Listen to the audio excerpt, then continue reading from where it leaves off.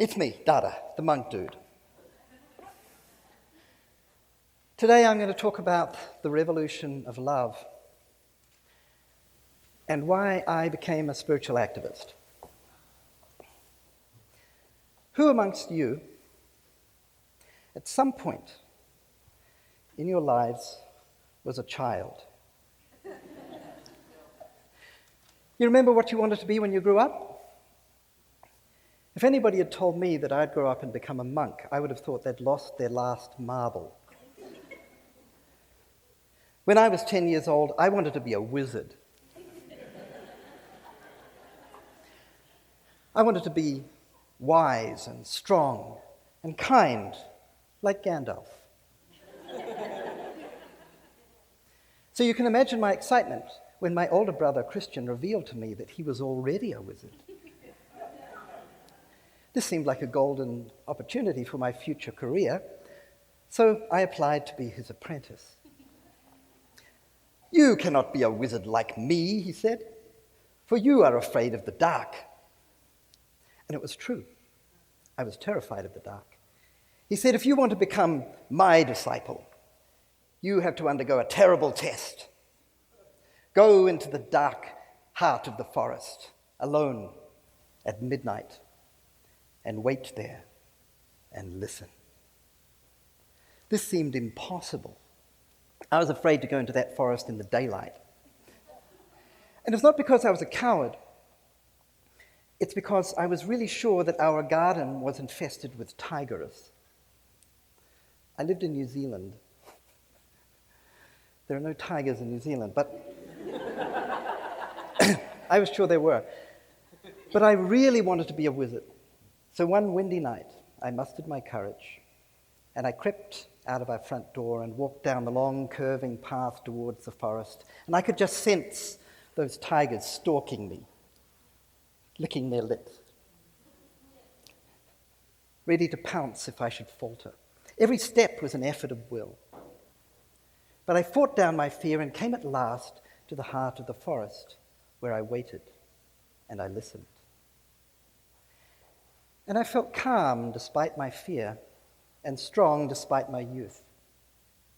And a great joy welled up in me, for I was to become a wizard. As the years passed, my interests shifted. I'd been playing the piano since I was 4 years old, but it wasn't until I saw Led Zeppelin play Stairway to Heaven live for the first time that I knew what I really wanted to be. Now I had a much more realistic ambition. I was going to be a rock star. But then, later when I was 19, I had an extraordinary spiritual experience that changed everything. Imagine all the love in the universe condensed into a single moment, floating before you like the sun, so utterly real that everything else seems like a dream. In that moment, I understood that the purpose of my existence was to become one with the source of infinite love within me. I felt called to walk the spiritual path as a yogi and to master my mind through meditation and to serve as a teacher, if I could, helping people along the path to happiness. I finally had a life purpose that actually made sense. So I left my university and I left my rock star fantasy and I left my country and I went to India, where I studied spirituality and learned about the ancient intuitional science of Tantra Yoga from a great master. So I had a pretty interesting childhood. I had the tiger issue to deal with, but I had another problem, which was that I thought that the world was going to end. My parents took me on my first anti-nuclear protest march when I was 5 years old, and I came to believe that human beings would destroy themselves during my own lifetime. You'll be happy to know that I can tell you the news. Human beings did not destroy themselves during my lifetime so far, and in fact, instead of having a nuclear war, they ended the Cold War, which when you think about it, it's probably a much better idea. And in spite of all the suffering and exploitation in the world, I always feel that there's cause for hope, and I see reasons for it every day. In 2008, the Ecuadorian government passed a policy decision changing their constitution to recognize the rights of ecosystems to live and to thrive. Just a few weeks ago, India officially recognized dolphins as non-human people. You read about that? Dolphins in India now have the right to life and to liberty. Quite literally, dolphinariums are being banned in India. Dolphins are being released. Recently, I met a young lady called Vivian Ha, who started a campaign to end child slavery. In about a year, she raised $900,000 by selling lemonade. Vivian is 9 years old. That's Vivian. Isn't she cute? She's a force to be reckoned with.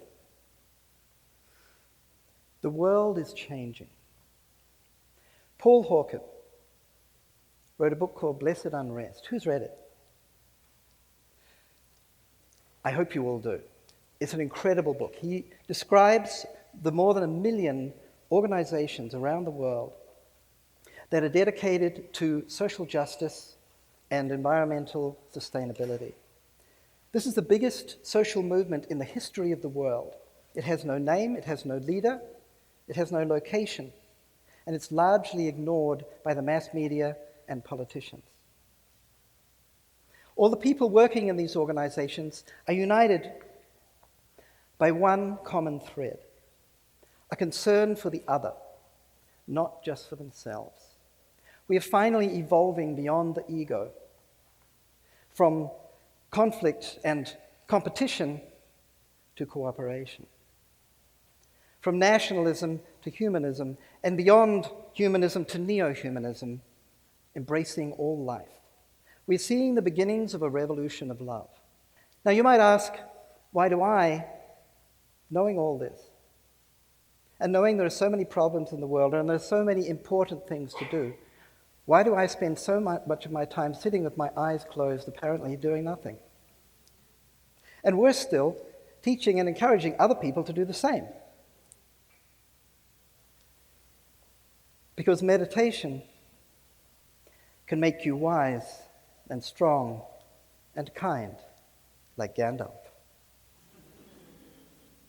Because meditation can make you confident and creative, like a rock star.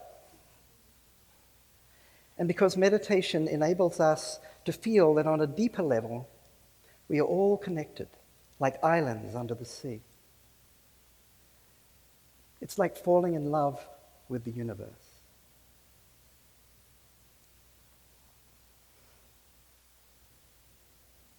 And anyway, Yoda meditates, and it doesn't get cooler than that.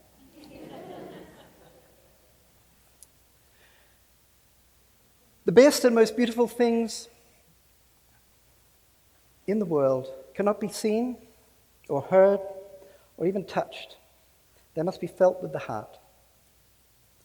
So said Helen Keller, who could not see or hear, but whose inner vision was 2020.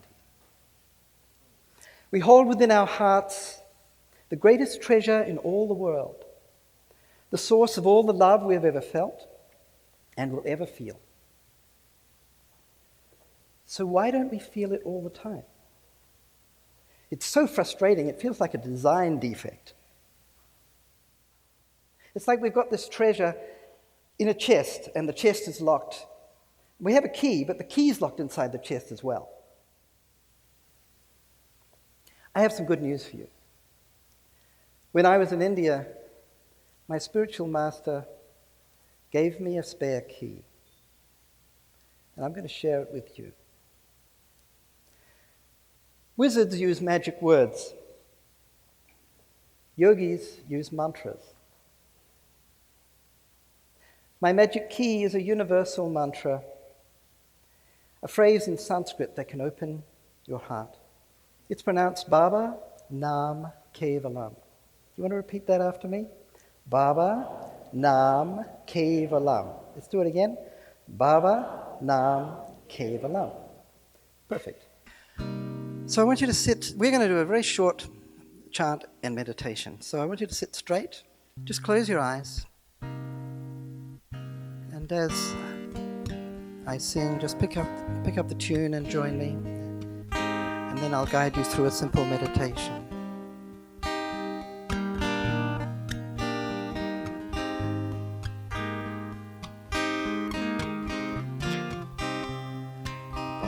Babana,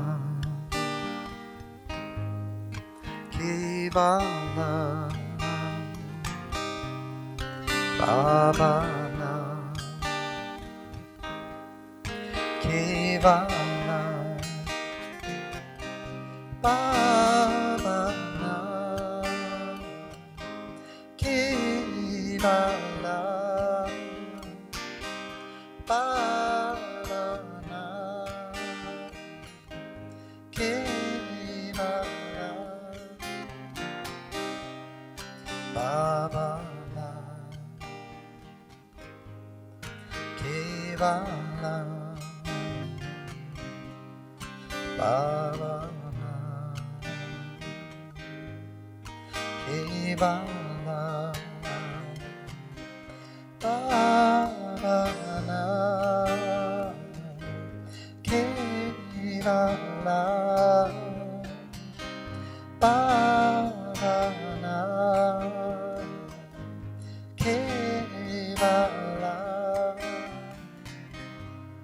Babana, Kivana, Babana,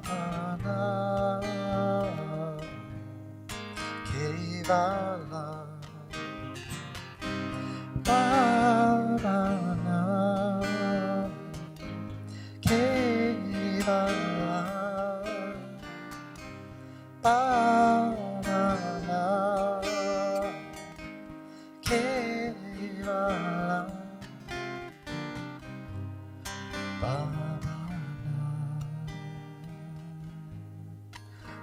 Kivana, Babana, Kivana, Babana, Kivana, Babana, Kivana. Now just keep your eyes closed and let the mantra with the music continue in your mind as though you were hearing it. Let the voice of your memory continue running by itself. So you're listening to this voice coming from within your mind. And then feel it's coming from a deeper place, from your inner self, as though the most beautiful part of you was singing to you. And it's a love song, reminding you that at the center of your being is a place of limitless love. You're touching the consciousness that connects all of us. Just let the mantra and the music continue in your mind and draw you into that place. And we'll just meditate silently like that for a minute.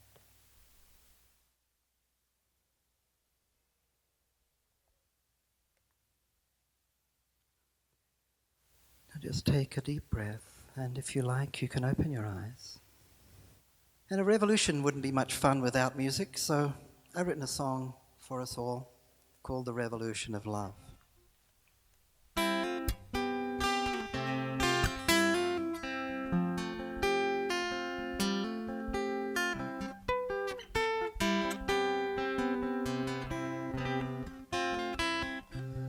I think of you and of me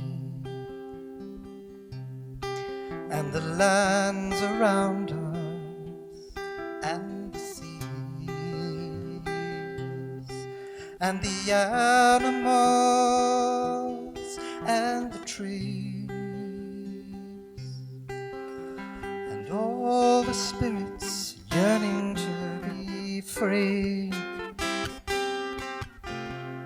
Let us begin a revolution of love. We've never needed it more. What are we waiting for? A love revolution.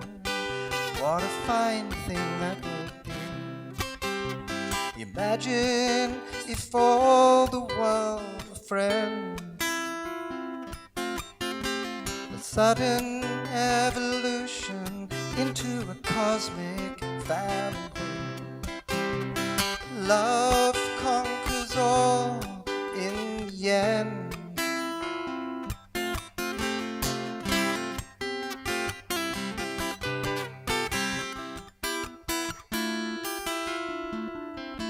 And in our hearts we hold the key. I know it's true. Now I see that the lands around us and the seas and the animals and the trees all are waiting for you and me to begin a revolution of love. We've never needed it more. What are we waiting for? A love revolution. What a fine thing to see. Imagine if everyone was your friend. A sudden evolution into a cosmic family. Love conquers all in the end.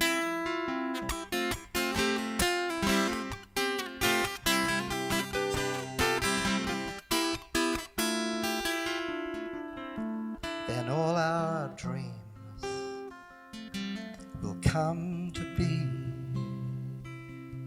for love will always set us